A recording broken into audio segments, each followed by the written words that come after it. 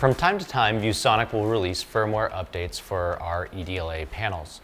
Now, Google is very aggressive about pushing out these updates because remember, these are Google-approved updates. So you'll probably at some point see a screen that looks like this, and if you select Update, it'll download the firmware and then prompt you again to reboot the panel. But if you select Not Now, here's how you can manually check for an OTA update. The first thing you want to do is you want to get into settings. Now I'm using VLauncher. If you're in Google Launcher, you can get to the settings a couple different ways, but I'm going to go to my side toolbars, I'm going to go to my 4 squares, and I'm going to find the settings app here. Now because I'm in VLauncher, the settings will look a little bit different than the Google Launcher. However, everything's in the same spot. So I'm going to go down here to where it says System.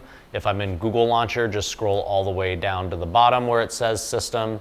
And then I'm going to choose this System Update, or if you're on Google Launcher, it may say ViewSonic System Update. You're going to see here that I can check for an update, and there's the update, and I can go ahead and update this or select it.